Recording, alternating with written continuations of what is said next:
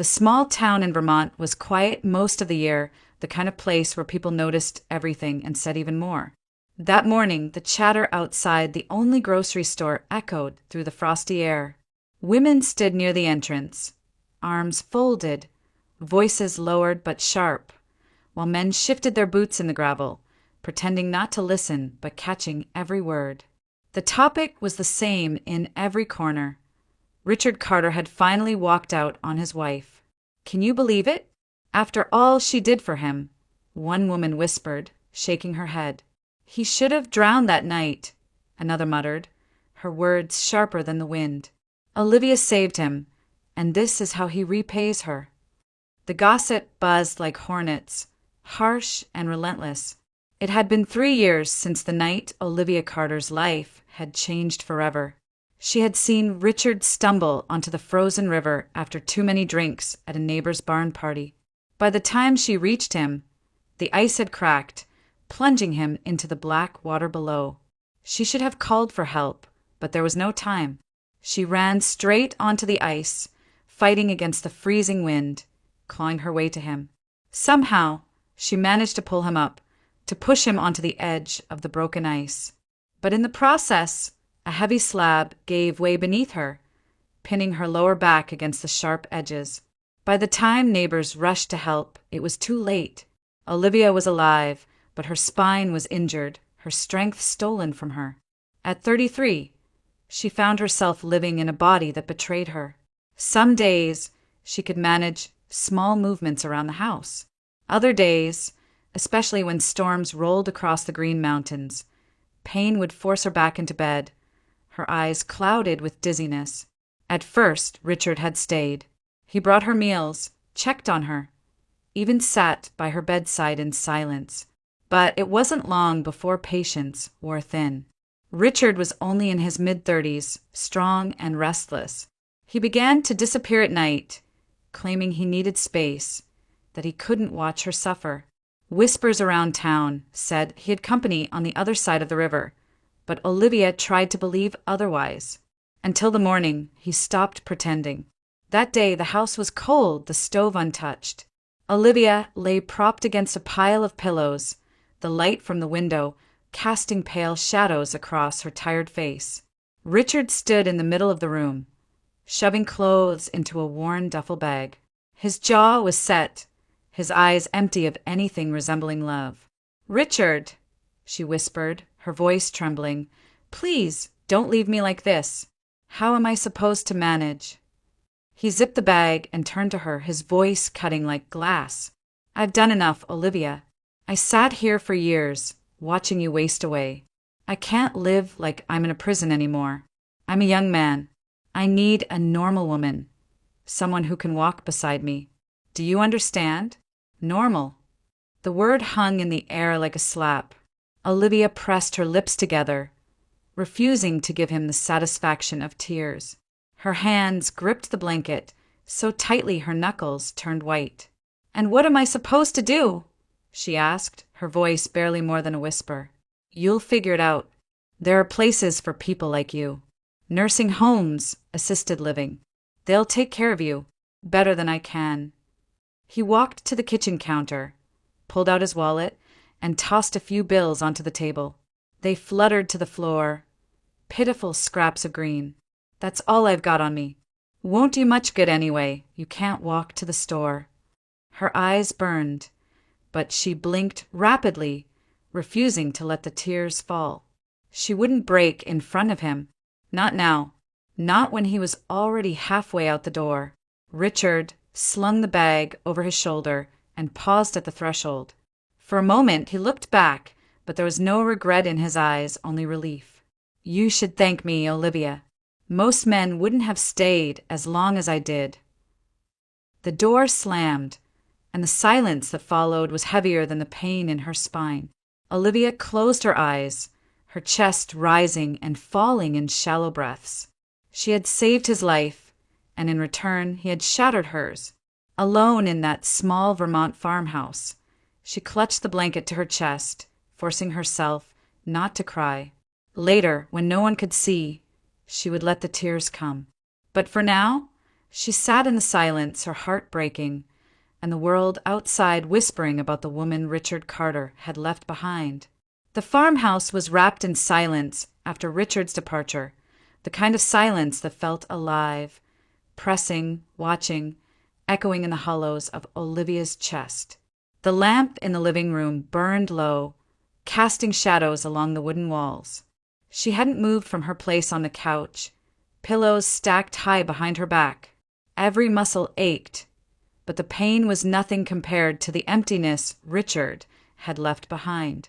Sometime after nightfall, a sudden knock rattled the front door. Olivia flinched, her heart racing. No one ever came this late, not in their quiet town. The knock came again, steady and unhurried. "Hello!" A man's voice called, rough but not threatening. Olivia hesitated, her fingers tightening around the edge of the blanket. Slowly, she shifted toward the door, her steps labored and stiff. She leaned against the wall, her breath shallow, and cracked the door open just enough to see. A stranger stood on the porch. His clothes were worn, his boots scuffed from miles of walking. He carried nothing but a small canvas bag slung over his shoulder. His face was rugged, lined from years that hadn't been kind, but his eyes, steady and searching, held no malice. "I don't mean to bother you," he said, raising his hands as if to show he carried no threat. I need a place to sleep for a night, or even the barn if you'd allow it. I can pay a little." He dug into his pocket and held out a few crumpled bills. Olivia stared, her heart pounding. Every instinct told her to send him away, to lock the door. But behind the fear was something else, a voice that whispered of the loneliness that had weighed on her for years. And something in his eyes, a flicker of honesty, stilled her hand. You're not from here," she said softly. He shook his head. "Name's Matthew Hayes. I just got out of prison a few weeks ago. Manslaughter, if you're wondering." His words landed heavy in the quiet, but he didn't look away. "It was a fight gone wrong. A man jumped us, me and my wife at the time. I hit too hard. By the time I got out, she'd moved on. Guess I don't blame her. I don't have family left. Just trying to start over somewhere nobody knows my name." Olivia's breath caught. Prison. It should have been enough to send him off the porch. But his tone was calm, without excuses, and his eyes didn't shift like a liar's would. "I don't usually let strangers in," she whispered. "I understand. I'll be gone by morning." He stepped back, already turning away, as if prepared for rejection. And yet, before she knew it, the word slipped from her lips. "Wait. There's a spare room. If you don't mind, it's plain." Matthew froze, then turned, almost disbelieving. "Are you sure?" She nodded faintly. "It doesn't matter anymore. Come in." Inside, he moved carefully, setting his bag down without a sound. He glanced around the modest kitchen, the old wood stove, the thin curtains. "You live alone?" Her throat tightened. "I do now." He didn't pry further. Instead, he rolled up his sleeves, washed his hands at the sink, and said, "If you've got anything in the fridge, I can make us something. Haven't cooked in a while, but I remember enough." Olivia blinked. Richard had never once offered to cook for her, not even when she'd been in the worst of her pain. And here was a stranger, a man with nothing, offering to make her dinner. She wanted to refuse, to insist she wasn't hungry, but her stomach betrayed her with a low ache. So she nodded. "There's bread, a few eggs, some vegetables." Within minutes, Matthew had the pan sizzling, the smell of onions and butter filling the small kitchen. Olivia watched from the couch, her eyes damp, her chest tightening with something she couldn't quite name. Gratitude, sadness, maybe hope. When he brought over 2 plates, he didn't just set hers down. He pulled a small cutting board from the counter, laid it across her lap like a tray, and gently placed the plate on top. "There," he said simply. "Easier this way." Her throat closed. Richard had never thought of such a thing, never asked if she was comfortable. She managed a shaky smile. "Thank you." They ate in silence for a while. broken only by the soft crackle of the stove. At last, Matthew leaned back in his chair, looking at her with a half-smile. Funny, isn't it? Two broken lives crossing paths in the middle of Vermont. Olivia lowered her eyes, but for the first time in years, she felt less like a burden and more like a person someone truly saw. The following weeks shifted like the slow thaw of winter into spring. Matthew, true to his word, didn't linger idly in Olivia's farmhouse. At dawn, he would step into town, asking around for work, anything that would keep his hands busy and earn him enough to pay his way. By the second week, the hardware store owner sent him toward a carpenter who needed extra help repairing barns. Soon after, the town's contractor had him hauling lumber and mixing cement for new foundations. It wasn't glamorous, but Matthew worked with a quiet determination that people couldn't ignore. His back bent beneath heavy beams, his hands blistered and raw, but he never complained. A man's got to earn his place, he'd tell anyone who asked. And each evening, no matter how tired, he came back to Olivia's farmhouse carrying groceries, or sometimes a small bag of flour, sugar, or coffee he'd bought with his wages. Inside those wooden walls, life began to take on a rhythm Olivia hadn't felt in years. Matthew would start dinner while she peeled vegetables at the kitchen table, the two of them talking in easy fragments about the day. He insisted on sweeping the floors, chopping wood for the stove, and fixing the leaky faucet Richard had ignored for years. When Olivia protested, he only smiled. "You've done enough carrying the weight of someone who didn't deserve you. Let me handle the rest." At first, Olivia didn't know how to respond. Gratitude lodged in her throat like a stone, and yet she found herself laughing, really laughing, when Matthew cracked jokes about the stubborn chickens that chased him around a neighbor's yard or the old carpenter who swore at every crooked nail. The sound startled her. She hadn't heard her own laughter in so long that it felt foreign, but the more she laughed, the easier it came, like a muscle remembering how to work. Still, the town noticed, and in a small Vermont village, nothing stayed secret. At the general store, two women lingered near the checkout line, their voices just loud enough to carry. "She's letting that ex-con live under her roof, you know." "Dangerous, if you ask me," the other replied, narrowing her eyes. "Prison changes a man. She's a fool if she thinks he's staying out of trouble." Their words rippled across town like wind through leaves. Soon everyone had an opinion.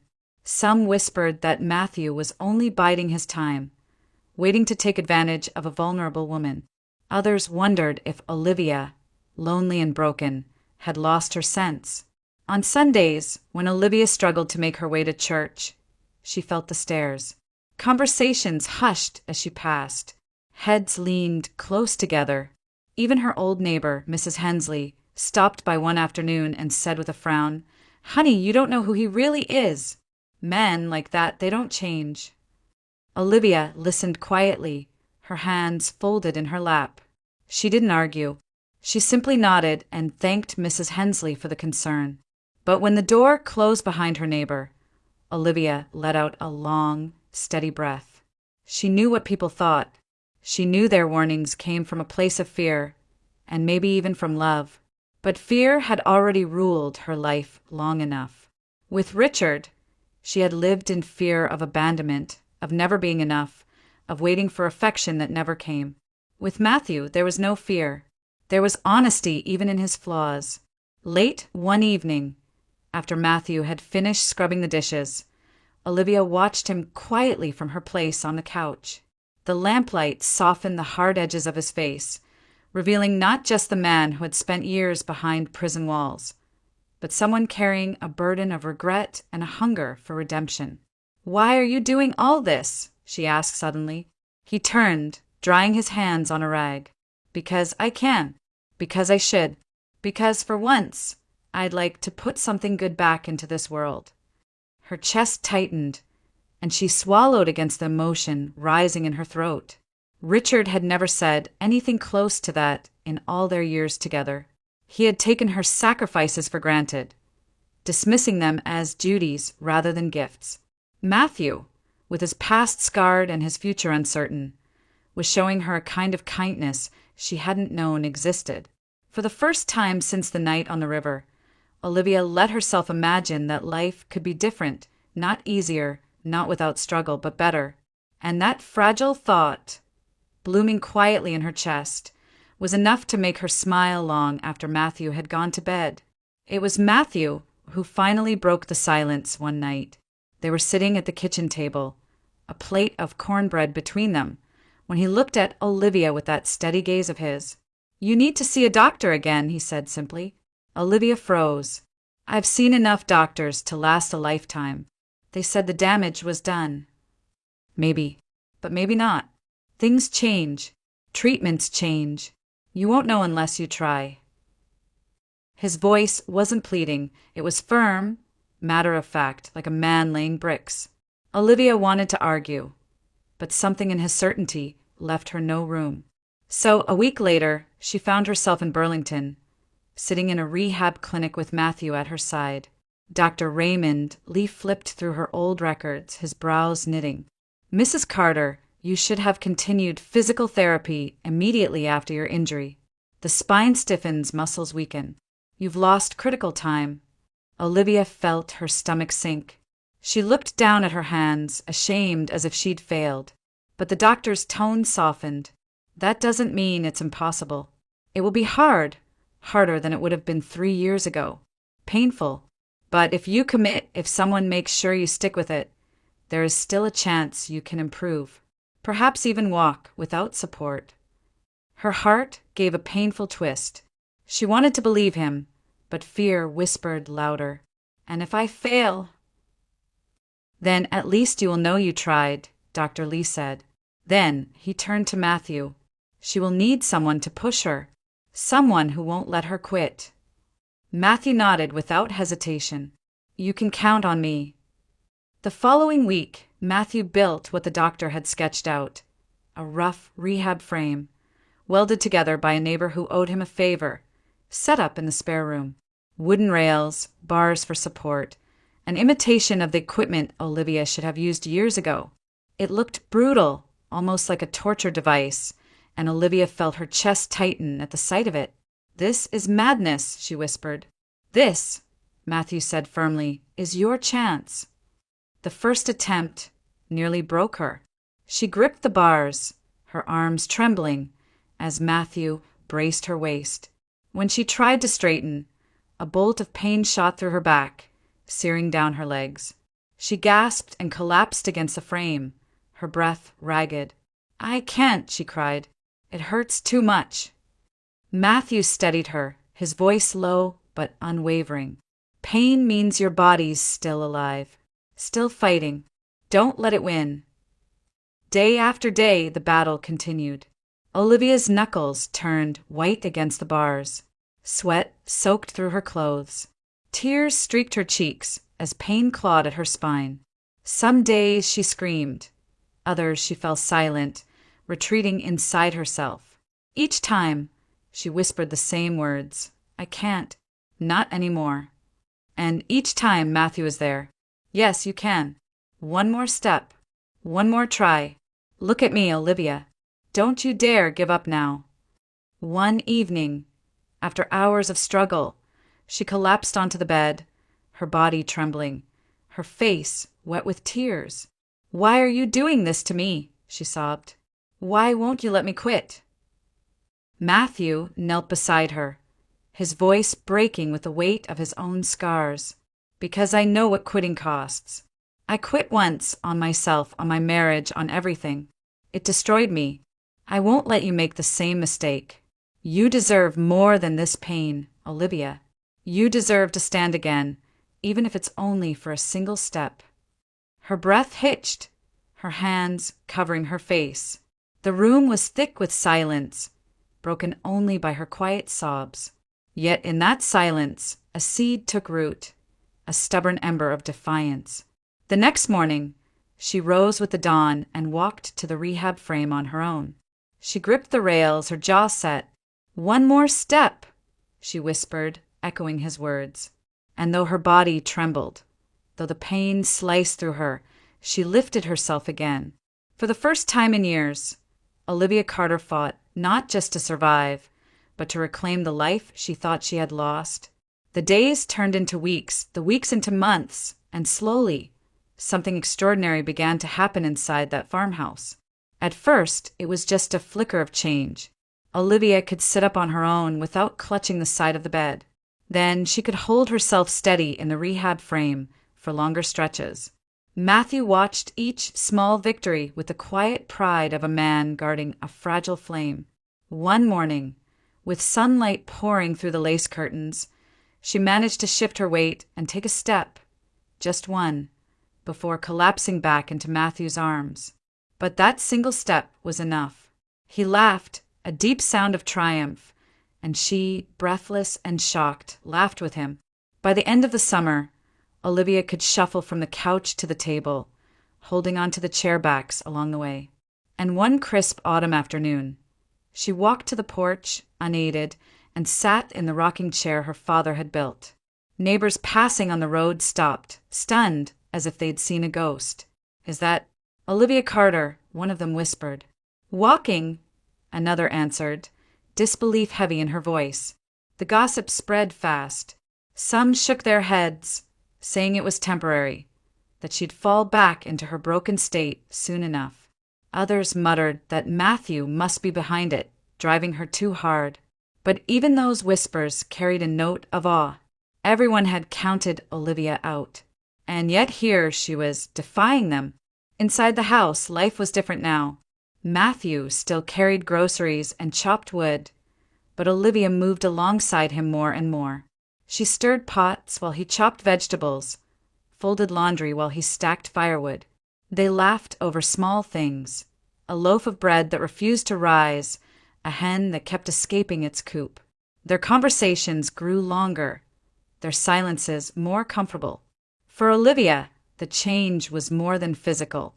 With Richard, silence had been heavy, laced with resentment and unmet longing.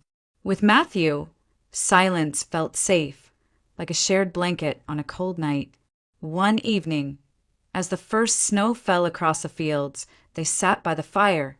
Matthew leaned forward, his elbows on his knees, staring at the flames. His voice was low, almost hesitant. "I need to tell you something," he said. "Sometimes I lie awake at night, afraid. Not of prison, not of the mistakes I made, but of you."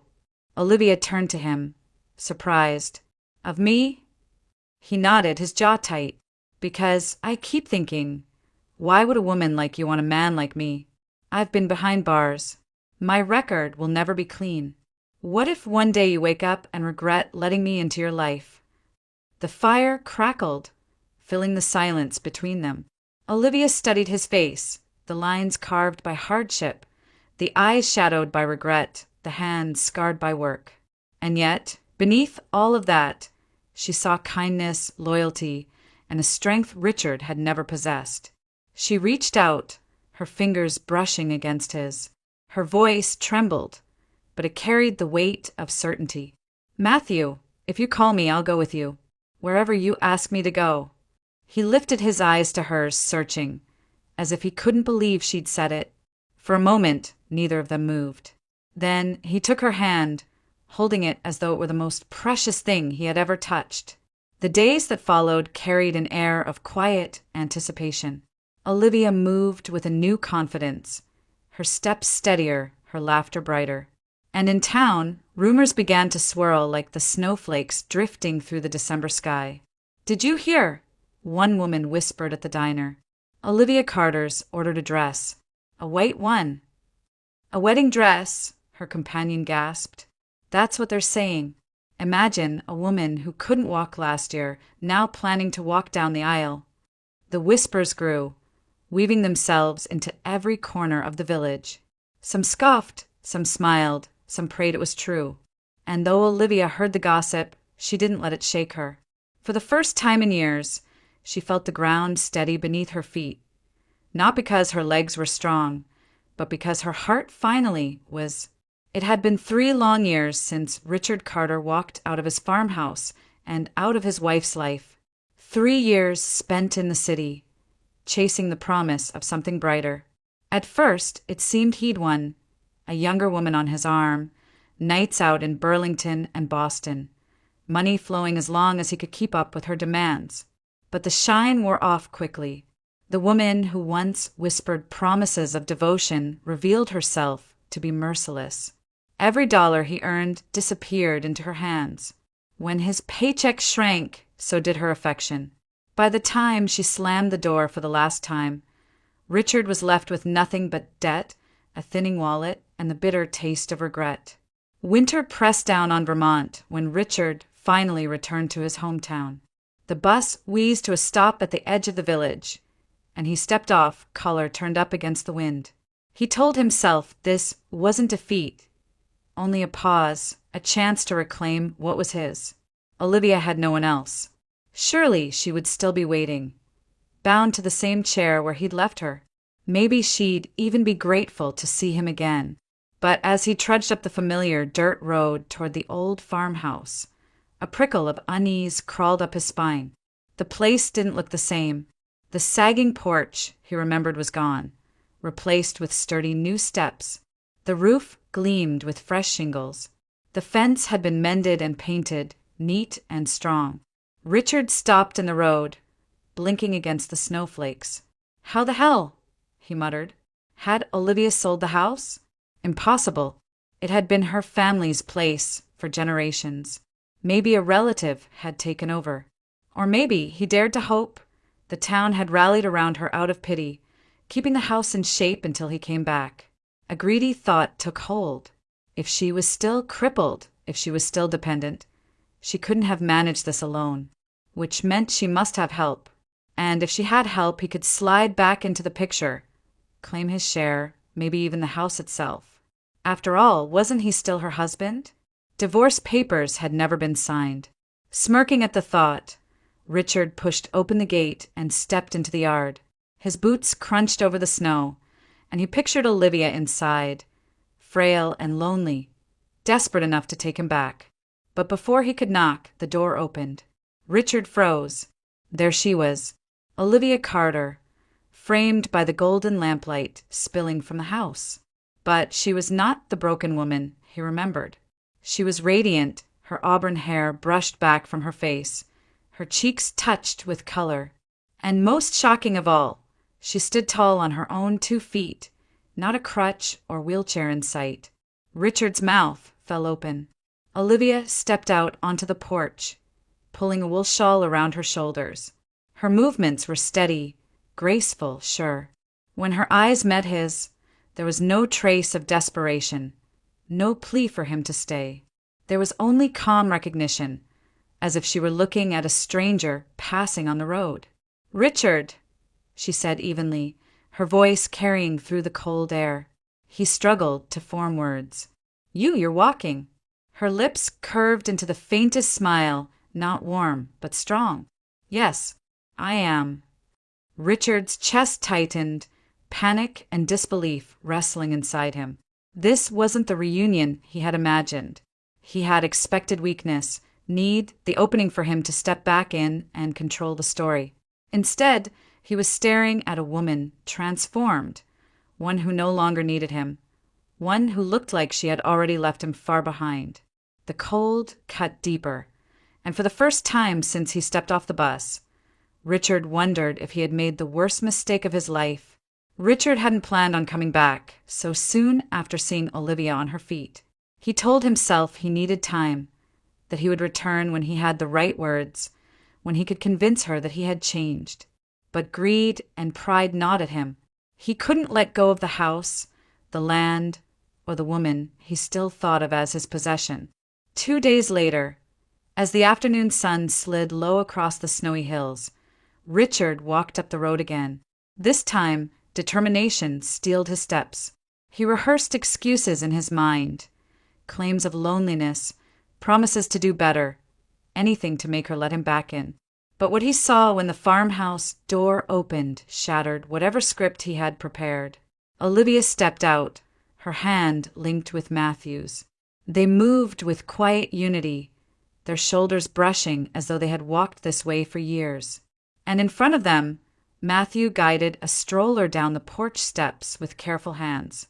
Inside, a baby cooed, bundled in blankets against the cold. Richard's face drained of color. "No," he whispered. Then louder, his voice cracking, "No. What is this?" Olivia met his gaze without flinching. Her eyes no longer held the desperate ache he remembered. They were clear, steady, and full of something he had never earned from her. Strength. Richard's pulse thundered. He stormed toward them, his breath sharp in the icy air. "You think you can just replace me? After everything? You're still my wife. This," he pointed at Matthew, his hand shaking with rage. "This criminal doesn't belong here. And a child? Whose child is that, Olivia?" Matthew shifted, placing himself between Richard and Olivia. His stance was calm but immovable like a wall of stone. His voice was steady, carrying the weight of a man who had already survived worse battles than this. "This is my wife," he said, each word deliberate, final. "This is our family. You don't belong here anymore. Don't come back." Richard stopped short, his anger faltering under the sheer conviction in Matthew's tone. The words hit like a hammer, closing every door Richard had imagined he could still force open. He turned desperately to Olivia, searching her face for a crack, for some flicker of the old dependence that had once chained her to him. "Olivia," he begged, his voice trembling now, "you don't mean this. You need me. You always needed me. Don't you remember?"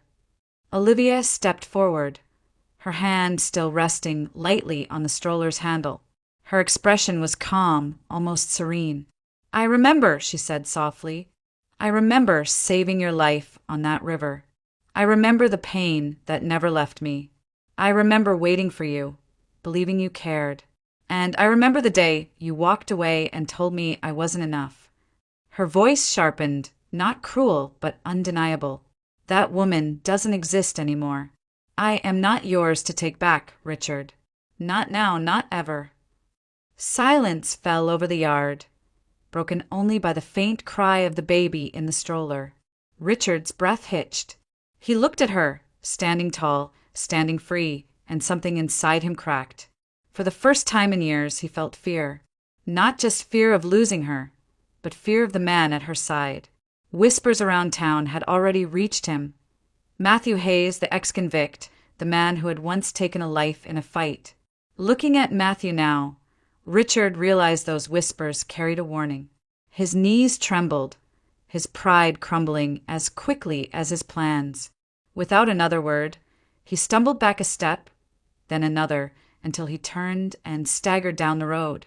Olivia watched him go, her shoulders straight, her face unshaken. Beside her, Matthew rested his hand gently over hers. Together, they stood in the fading light, no longer haunted by Richard's shadow. Richard did not look back. He knew what he had lost, and he knew he could never reclaim it. Richard's figure shrank against the horizon until he was nothing but a blur moving down the snowy road. No one called after him. No one asked where he was going or if he'd return. For the first time in his life, he had no audience, no pity, and no place to belong. By the time he reached the bus stop at the edge of town, the truth weighed on him heavier than the duffel bag over his shoulder. He was a man utterly alone. Back in the village, whispers moved quickly, but they carried a different tone than before. Once, townsfolk had wagged their tongues about Olivia with suspicion, muttering that she'd lost her senses for letting a stranger into her home. Once, they doubted Matthew, warning that ex-cons couldn't be trusted. But now their voices were colored with something else entirely, respect. "Did you see her?" A woman at the diner marveled, leaning across the booth.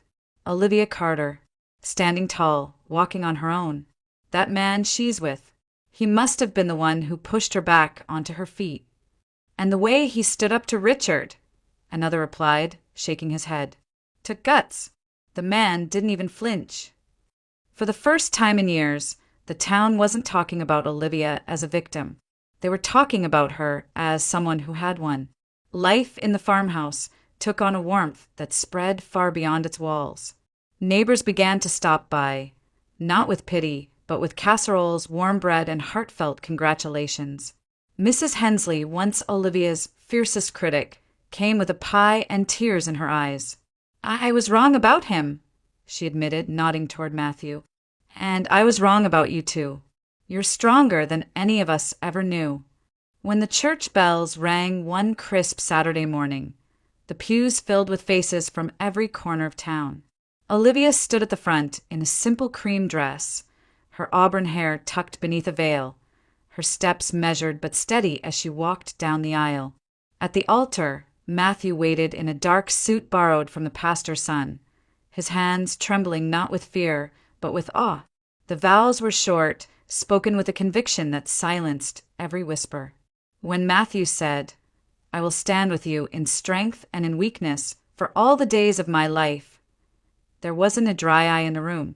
And when Olivia answered, "I will walk with you wherever the path leads," even the skeptical shook their heads in wonder. Afterward, the churchyard rang with laughter. Children chased each other between the gravestones. Women clutched Olivia's hands. Men clapped Matthew on the back. No one spoke of his past that day. They spoke instead of their future, of a family forged not in ease but in fire, tested and found unbreakable. Seasons turned as they always do. Winter melted into spring, and spring swelled into a lush Vermont summer. By the time autumn rolled across the hills, Olivia's life had blossomed into something she once thought impossible. The farmhouse glowed with fresh paint, its windows bright, its garden overflowing with pumpkins and chrysanthemums. Inside, a crib stood by the window, and the soft laughter of a baby filled the rooms like music.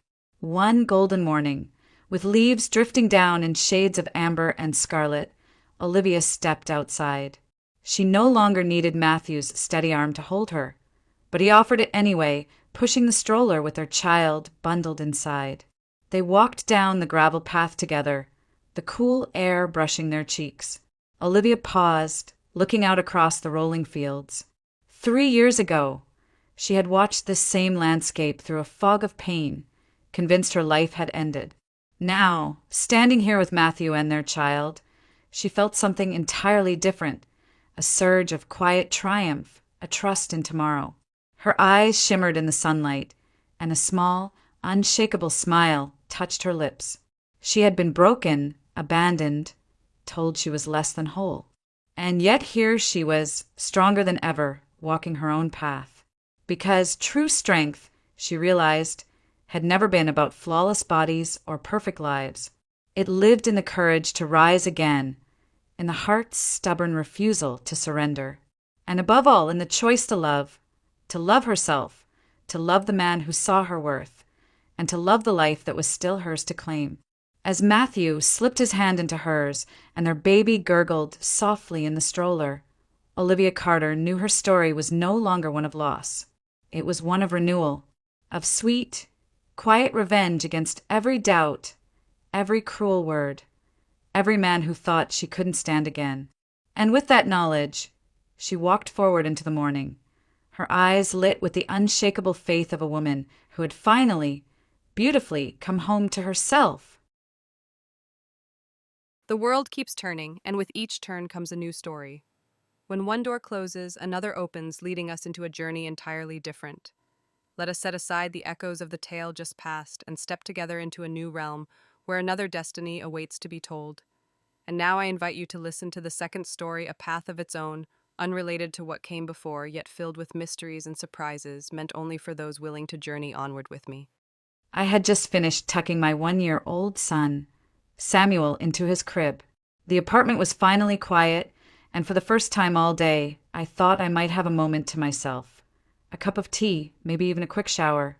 My body ached from the endless cycle of feeding, changing, rocking him to sleep. I was still in my loose sweatpants, hair pulled up in a messy bun, when the sound of the front door opening froze me in place. I expected Eric, my husband, to walk in. Instead, he appeared with a woman at his side. She strode into our home with the confidence of someone who belonged there, the click of her designer heels echoing on the hardwood floor. Her name, I would soon learn, was Madison. She slipped off her stilettos, tossed her purse onto the bench in the entryway, and looked me straight in the eye with a smirk tugging at her lips. "Julia, meet Madison," Eric said coldly, his voice detached as if I were some stranger in my own home. "This is my wife." For a second, I thought I had misheard him.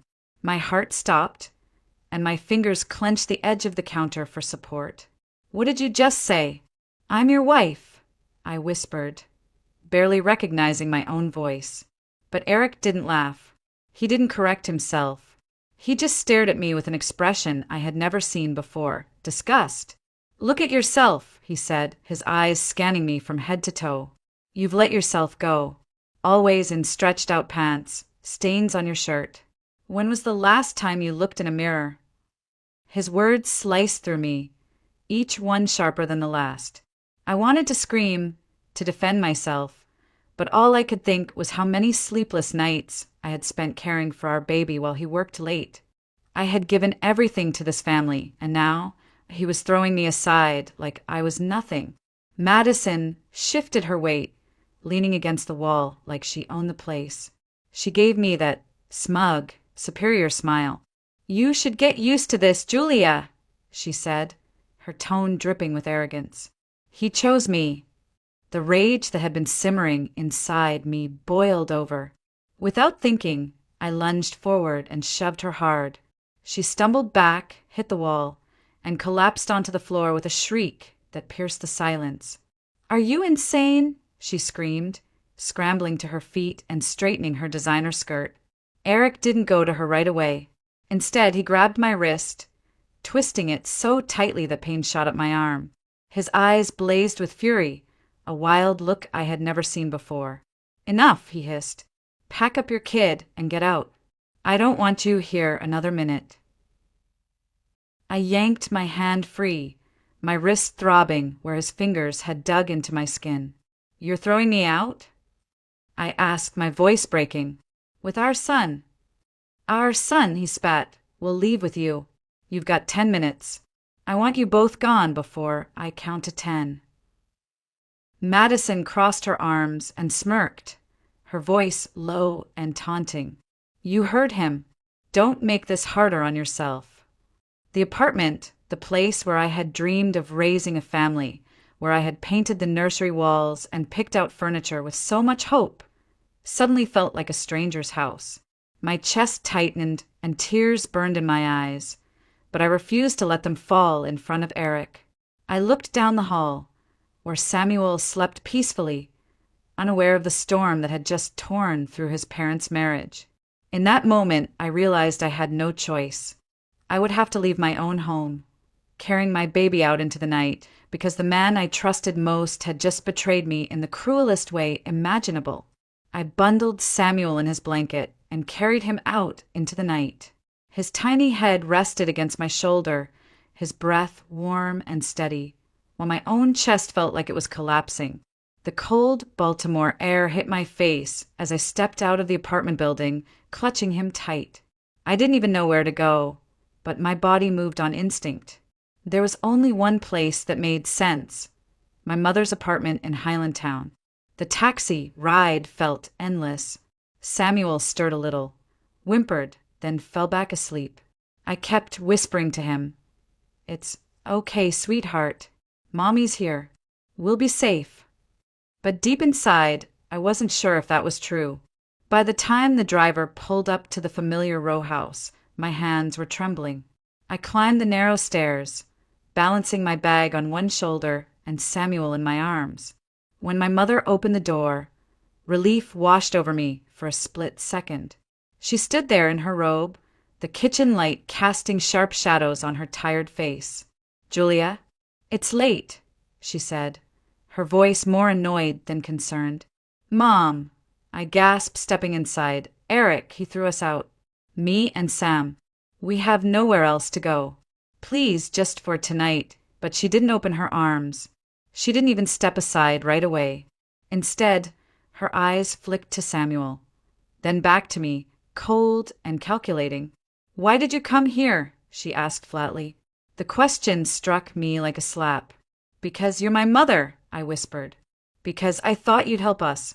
She sighed and rubbed her temple. "Julia, I don't have the space. You know this place is small. Where exactly am I supposed to put you and a baby? On the kitchen floor?" My throat tightened. "We can sleep on a couch on the floor anywhere, just for a little while, until I figure things out." She shook her head, already reaching for her purse on the counter. "No, no, that's not going to work. Here." She pulled out a roll of cash, peeled off a few bills, and pressed them into my hand. "Take this. Get a motel for the night. You'll think of something tomorrow." I stared at the money as if it were burning my skin. "A motel?" I asked, my voice breaking. "Mom, I just got thrown out of my home with your grandson in my arms, and all you can give me is this?"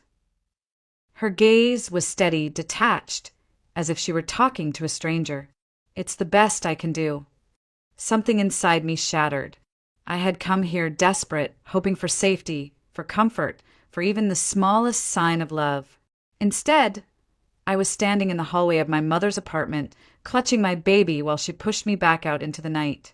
I swallowed hard, blinked back tears, and tucked the money into my pocket. I didn't have the strength to argue anymore. As I turned to leave, Samuel shifted in my arms, his little fingers gripping the fabric of my shirt. He was the only anchor I had left. Walking down those stairs, I realized the truth. Eric had betrayed me first, but my mother's rejection cut deeper. In one night, I had lost both my husband and my mother. And with that, I understood I couldn't rely on anyone but myself. I walked through the Baltimore streets with Samuel cradled in my arms, the cash my mother had pressed into my palm still stuffed in my pocket like an insult I couldn't throw away. I didn't want her money. I wanted her love, her protection. But standing out there in the cold, with nowhere else to go, I knew there was only one door left to knock on. Aunt Margaret's. She lived alone in a small townhouse in Federal Hill, not too far from the Inner Harbor. I hadn't visited often in the past year. Motherhood had swallowed my time. But I remembered the warmth of her kitchen, the smell of her homemade biscuits, the way she always listened without judgment. My mom and Margaret hadn't spoken in years, but that had never stopped her from checking in on me. I called a cab and gave the driver her address. Samuel stirred, blinking sleepily, then drifted off again. By the time we pulled up, the neighborhood was quiet, the streetlights casting long shadows on the brick facades. My heart pounded as I rang her bell, praying she wouldn't turn me away. The door opened, and there she was, Aunt Margaret, with her silver hair pulled back and her robe loosely tied at the waist. The moment she saw me standing there with Samuel, her eyes widened. "Julia? Honey, what on earth? Come in, come in." Relief flooded me as she ushered us inside. The warmth of her home wrapped around me like a blanket. She took Samuel from my arms with the gentleness of someone who understood babies, cooing at him as if he were her own grandchild. "You poor thing. You look exhausted. Sit down. Let me fix you something warm." I sank into the chair at her kitchen table, too tired to speak at first. Finally, the words spilled out. "Eric threw us out. He brought another woman into our apartment and told me to leave. Then I went to Mom's, and she wouldn't let us stay. She gave me money for a motel." Margaret's face darkened, her lips pressing into a hard line. "That woman," she muttered, meaning my mother. "And Eric, what kind of man does that to his wife and child?" She shook her head, then set a steaming mug of tea in front of me. "You don't need to say another word. You'll stay here, both of you, as long as you need." The weight on my chest loosened just a little. For the first time all night, I felt the edge of safety. We sat together long after Samuel had fallen asleep in the spare room. The house was quiet except for the ticking of the kitchen clock and the hum of the refrigerator. Margaret listened as I poured out everything, the years Eric and I had spent together, how I had sacrificed my career to raise our son, how I thought we were building a future only to have it ripped away. She reached across the table and took my hand. "Julia, listen to me. You are stronger than you know. He may think he's broken you, but he hasn't. You still have your son, your mind, and your dignity. And you have me. Tears stung my eyes. For the first time that night, I allowed myself to cry, not out of fear, but out of relief. Margaret leaned back and looked at me with a steady gaze. You can't let Eric take everything. You need to fight for what's yours, and I'll stand with you. Her words settled deep in my chest, somewhere in the middle of my grief and exhaustion. A seed of resolve took root. I wasn't just going to survive this. I was going to make sure Eric regretted ever underestimating me. The days that followed were heavy with silence. Aunt Margaret's townhouse gave me and Samuel safety, but my mind refused to rest. Every creak of the floorboards reminded me I wasn't in my own home anymore. One afternoon, as I rocked Samuel to sleep in the spare bedroom, my phone lit up with Eric's name. Against my better judgment, I answered. His voice was sharp and patient. Julia, I've filed for divorce. You're not entitled to anything. The apartment is mine, the business is mine. You'll leave with nothing. I pressed the phone tighter to my ear, swallowing back the wave of nausea. That's not true, Eric. Half of that apartment is legally mine. I contributed to the down payment, and you know it. He laughed, a cold, humorless sound. Prove it. You've been nothing but dead weight since Sam was born. You think the court will believe you had anything to do with my success? Forget it. I wanted to hang up, but then his voice shifted, crueler, cutting deeper. And another thing. How do I even know Sam is mine? For all I know, you were sneaking around while I was at work. The words knocked the breath from my lungs. What did you just say? I whispered. My hands trembled so badly I nearly dropped the phone. You heard me. Don't expect me to support a kid that may not even be mine. If you want to play games, I'll demand a paternity test in court. The call ended before I could respond. I stared at the dark screen, my chest heaving. Samuel stirred in his crib, blissfully unaware of the venom his father had just spit through the line. I leaned down and stroked his soft hair. Don't you worry, baby, I whispered. We'll prove the truth. The next morning, I contacted a private lab in Baltimore. I didn't want to wait for Eric to drag me through court. They arranged a discreet test.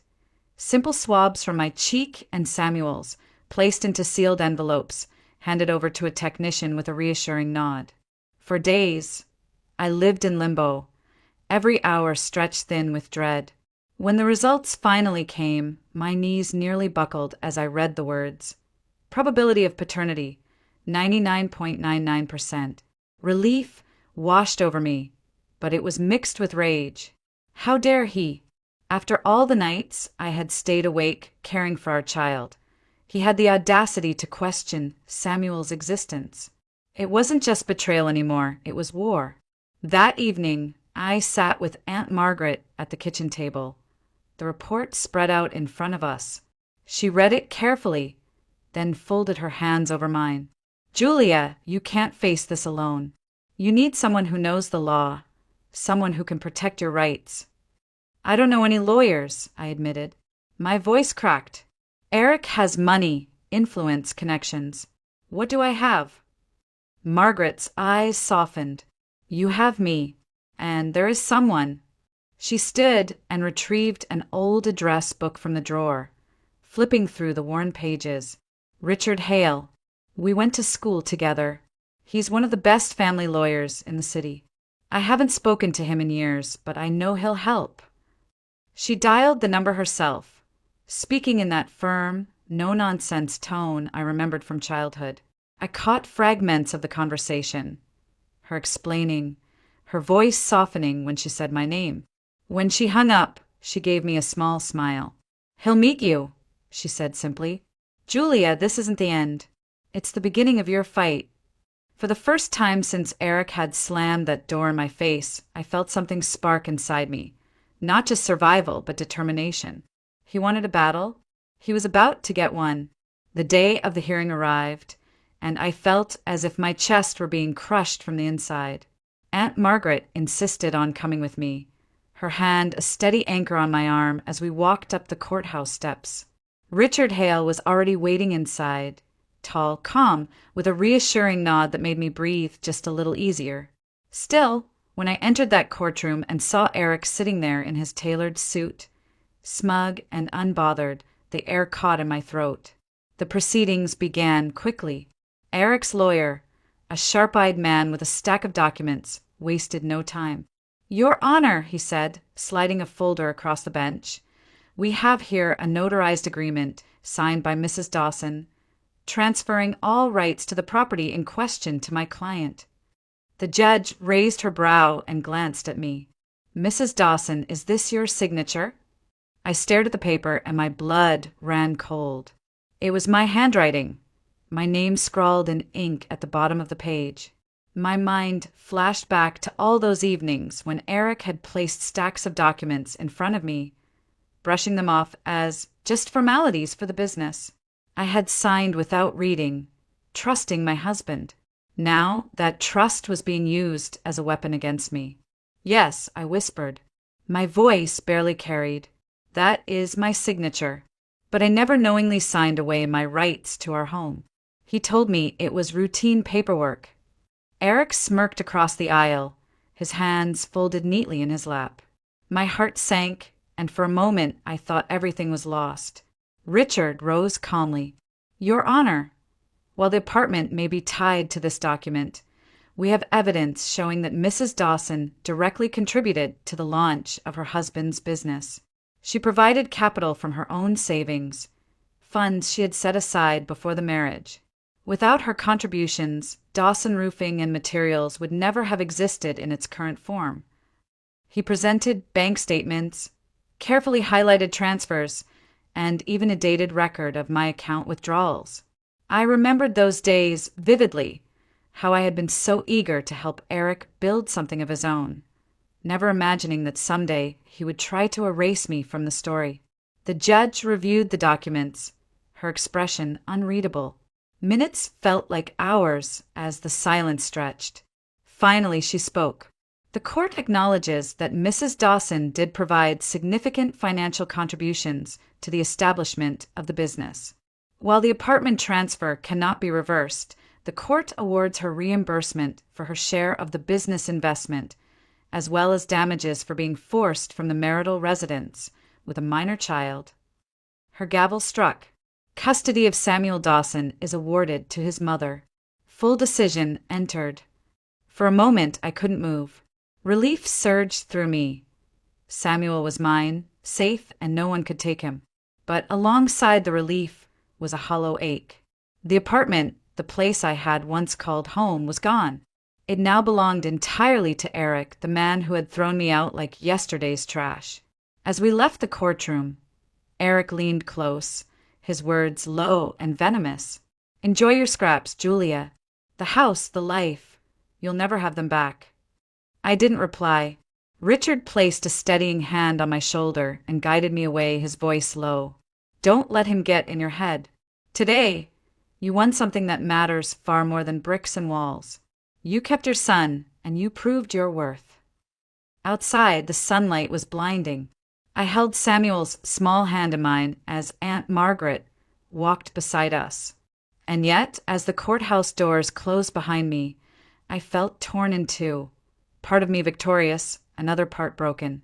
I had won custody, financial justice, and a measure of dignity. But I had lost my home, the place where I had once believed my future was safe. It was a strange kind of victory, one that tasted both sweet and bitter on my tongue.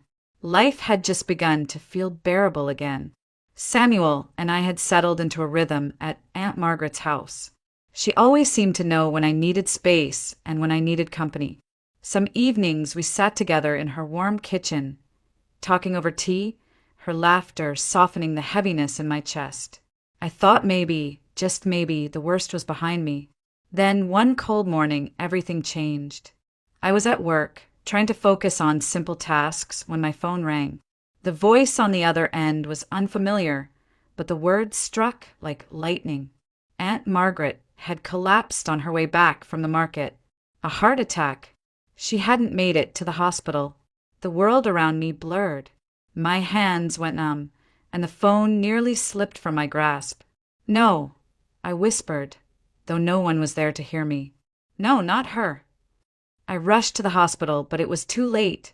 When I saw her, still and pale beneath the harsh fluorescent lights, grief tore through me like nothing I had ever known. I held Samuel close as tears fell unchecked down my face. He tugged at my sleeve, too young to understand why Mommy couldn't stop crying. For days, I moved through life in a fog.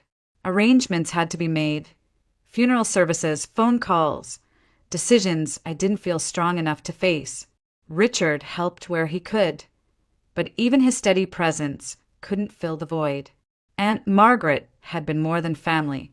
She had been my shelter when I was abandoned by everyone else, and now she was gone. After the funeral, I sat alone at her kitchen table, the silence suffocating. Every corner of the townhouse still carried her presence, the floral curtains she'd sewn herself, the teapot that always seemed to whistle at just the right moment. It was unbearable to imagine this place without her. A few days later, Richard came by with a folder in hand. His expression was gentle, cautious. "Julia!" Before she passed, Margaret made some arrangements. She wanted to be sure you and Samuel would be safe. He placed the folder on the table and slid it toward me. My hands shook as I opened it. Inside was a quitclaim deed, signed and notarized. Margaret had transferred ownership of the townhouse to me. I covered my mouth, the tears starting again. She gave it to me. Richard nodded. She wanted you to have a home. She knew what you'd been through, and she wanted to make sure you and your son would never be left without a roof over your heads. I pressed the papers to my chest and wept. The grief was still there, sharp and relentless, but now it was laced with something else, a bittersweet gratitude. Margaret's final gift was more than a house. It was stability, a foundation for me and Samuel to rebuild our lives. That night, as I tucked Samuel into bed in the very room Aunt Margaret had once prepared for him, I whispered a promise into the quiet. "We'll make this a real home, sweetheart. For you, for me, and for her." It was a turning point carved out of tragedy. I had lost the only person who had stood by me unconditionally, but in her absence, she had given me the strength to carry on. It had only been a few weeks since Aunt Margaret's funeral when the knock came at my door. I opened it and froze. My mother stood there, wrapped in her heavy coat, her face composed but her eyes sharp. For a moment, I couldn't even find my voice. "Julia," she said, stepping inside without waiting for an invitation. "We need to talk." I crossed my arms, bracing myself. "About what?" She glanced around the townhouse, her gaze lingering on the framed photos of Samuel that Aunt Margaret had once lovingly displayed. "About this place, Margaret's home. She was my sister, after all. You can't possibly expect to keep it all for yourself." The words hit me like a slap. My throat tightened. "Are you serious?" I asked, my voice trembling with disbelief. "You threw me and Sam out into the night with nowhere to go, and now you show up here, demanding a share of the one thing Margaret left to us." Her lips pursed, but she didn't flinch. "I am her closest relative. I have rights, Julia." Anger surged through me, sharp and unrelenting. I stepped closer, my voice rising. "Rights? Where were your rights when I begged you to let me stay with you that night? When I stood on your doorstep, holding your grandson, desperate for help, and you pushed us away? You lost your rights then." For the first time, I saw something flicker across her face. Shame, maybe, but it disappeared quickly. "I'll take this to court if I have to," she snapped. "Don't think you can shut me out." And she did. Within weeks, I was standing in a courtroom again, this time across from my own mother. I sat at the plaintiff's table beside Richard Hale, clutching Samuel's hand, while she sat with her attorney, cool and detached. Her lawyer argued that, as Margaret's sister, she was entitled to part of the estate. But Richard stood, calm and steady, and dismantled their claims piece by piece. He produced records showing that my mother and Aunt Margaret hadn't spoken in nearly 20 years. Witness statements confirmed that there had been no visits, no phone calls, no relationship of any kind. "Your Honor," Richard said firmly, "this is not about family bonds.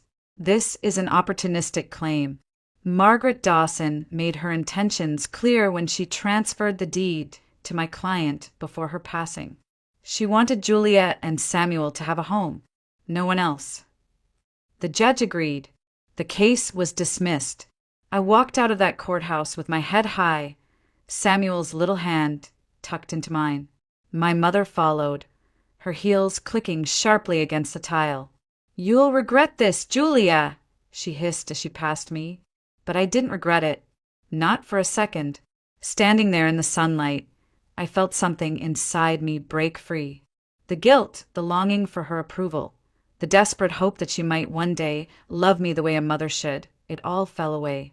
I had lost so much, but I had also gained clarity. I didn't need her anymore. I didn't need her coldness, her judgment, her absence disguised as motherhood. That day, I cut the last tie that bound me to her, and for the first time in years I felt truly free. After the court battle with my mother ended, a quiet determination settled over me. I realized that if I wanted to build a life worth living for myself and for Samuel, I couldn't let bitterness consume me. I had to channel it into something stronger. So I threw myself into work. I had started in a modest administrative position at a local firm, but with Richard's encouragement and Aunt Margaret's voice echoing in my memory, I began pushing harder. I volunteered for projects no one else wanted, stayed late to refine reports, and studied on weekends to strengthen my skills. Slowly but surely, people began to notice. My boss praised my dedication, and within a year I was promoted. With the promotion came better pay, benefits, and the reassurance that Samuel and I wouldn't have to worry about scraping by. The financial stability gave me breathing room for the first time in what felt like forever. I paid off lingering debts, set aside savings for Samuel's future, and even enrolled in evening courses to sharpen my expertise. Every step forward was like reclaiming a piece of myself that Eric had tried to strip away. But it wasn't just my career that changed, it was me. I started caring about how I looked again, not for anyone else, but because it reminded me I was still a woman, not just a shell of a wife who had been discarded. I traded the baggy sweatpants for fitted dresses, kept my hair styled, and found joy in simple routines, morning runs, a bit of makeup, cooking meals that made the house smell alive. Friends and colleagues began to comment. "Julia, you look incredible," they'd say. And for once, I believed them. I looked in the mirror and saw someone different from the broken woman who had left that apartment in tears. I saw resilience. Samuel grew alongside me. He was no longer the tiny baby I had carried out into the cold night. He was a curious little boy with bright eyes and an endless stream of questions. Each evening, we read together, laughed over silly stories, and I watched as his laughter filled the spaces that had once felt empty.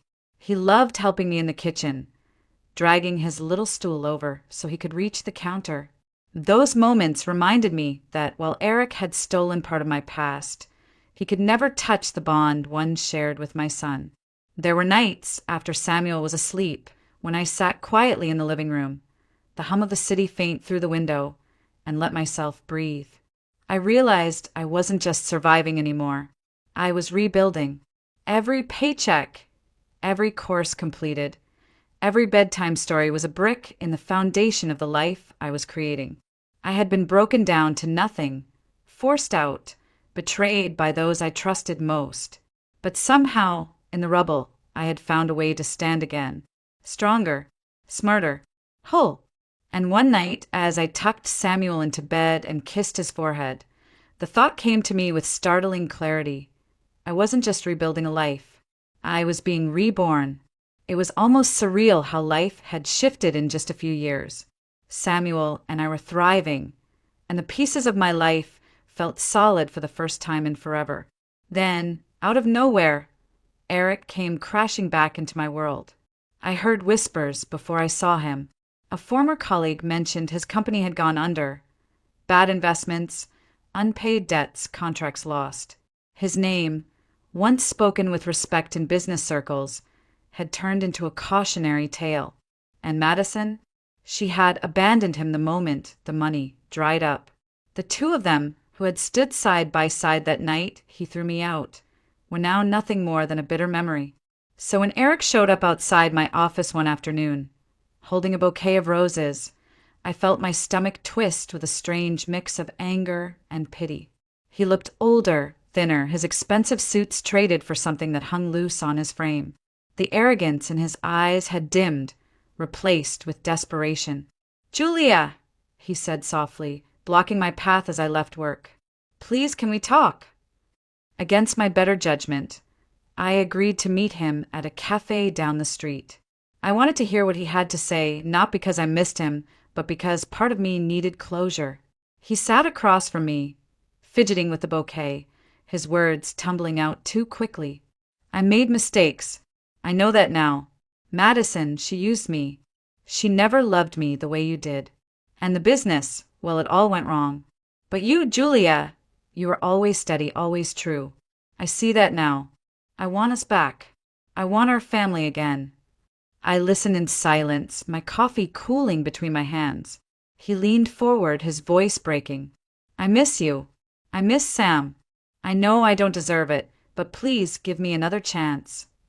For a fleeting second, I remembered the man I had once loved, the man I had built dreams with. But then the memories came rushing back, the night he introduced Madison as his wife. The feel of his hand crushing my wrist, his laughter when he accused me of betraying him, his smug face in court as he tried to take everything from me. I set my cup down carefully and looked him in the eye. "Eric, you're not here because you love me. You're here because you've lost everything else. When you had money, success, and Madison, you didn't look back once. And now, when you're standing in ruins, suddenly I'm worth remembering? No, I won't be your safety net." His face crumpled, desperation flickering into anger. "Julia, don't do this. Think about Sam. I am thinking about Sam." I cut him off, my voice firm. "And that's exactly why this conversation is over." I rose from my chair, the legs scraping against the floor, and left the roses on the table between us. For the first time, I felt taller than him, stronger than him. The woman he had thrown out trembling and broken no longer existed. As I pushed open the cafe door and stepped into the cool evening air, I realized the truth. Eric's fall wasn't my burden to carry. His downfall was his own doing. And my strength, my rebirth, was mine. It was a Sunday afternoon when my phone rang, and I saw Eric's name flash on the screen again. My instinct was to ignore it, to let his words disappear into silence, but something inside me hesitated. When I answered, his voice was subdued, almost unfamiliar. "Julia, please. I just want to see Sam." For a long moment, I said nothing. The memory of that night, him standing in our apartment with Madison at his side, still burned inside me. But then I glanced across the room. Samuel, now a lively little boy, was sprawled on the rug, playing with his toy cars, his laughter filling the house. He deserved to know his father, even if that man had failed me. "All right," I finally said. "You can see him, but this is about Sam, nothing more." When the day came, Eric showed up at the townhouse holding a small toy truck in his hand.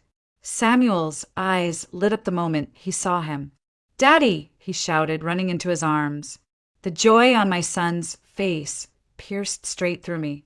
I watched as they sat together on the floor, Samuel chattering excitedly while Eric listened, nodding, his eyes misty.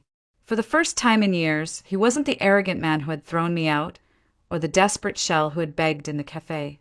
He was simply Sam's father, and yet, as I stood in the doorway, I knew nothing had changed between us. My heart no longer ached for him. I felt no pull, no longing, only a quiet certainty. When Samuel ran off to fetch another toy, Eric looked up at me.